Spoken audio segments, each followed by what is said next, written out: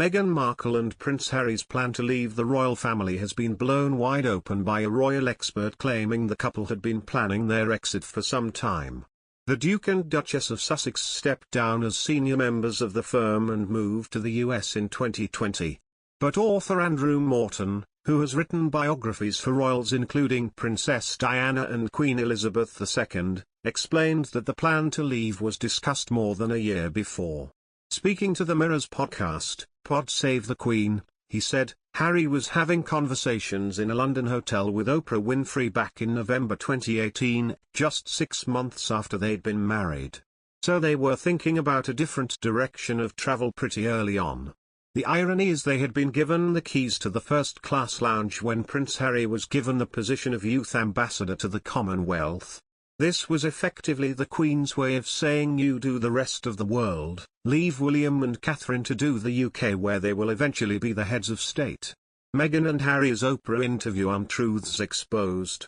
Meghan and Harry made several claims during their TV tell-all interview with Oprah which have now been disproved and contradicted.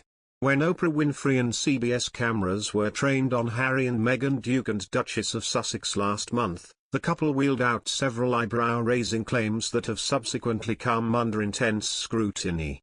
Take the absolutely jaw-dropping moment in which Meghan told Oprah, "But, you know, 3 days before our wedding, we got married.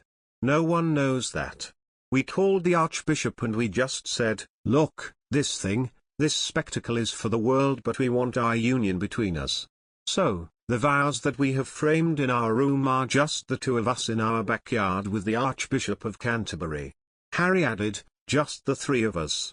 There, written in bureaucratize, is the very clear fact that no, the Sussexes were not legally bound to one another during a backyard ceremony conducted by the Archbishop of Canterbury standing next to a clump of irises, but their official union took place at St. George's Chapel in front of 2 billion viewers and Idris Elba. Former Chief Clerk Stephen Borton at the faculty office, told that, "I'm sorry, but Meghan is obviously confused and clearly misinformed. I think the Duchess is confused. Any certificate she may have of her vows on the wall is not an official wedding certificate."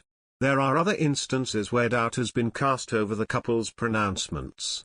For example, Meghan also said that when she joined that family, that was the last time, until we came here, that I saw my passport, my driver's license, my keys. The key part here makes perfect sense. Kate never has to worry about walking out of the Cambridge's London home and wondering if she remembered to lock the palace. But what of Meghan's passport?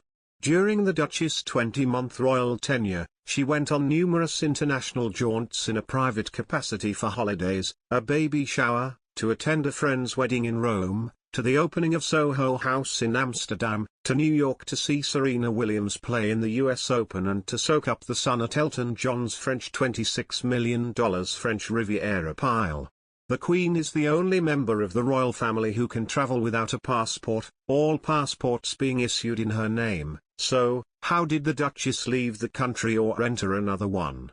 US immigration officers are hardly known for their sympathetic, go-with-the-flow approach to who crosses their border, royal or not.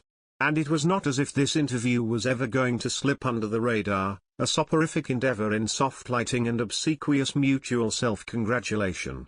The Sussexes did not, for a second, need to gild this particular lily to get the world's attention or to generate a global outpouring of sympathy and support.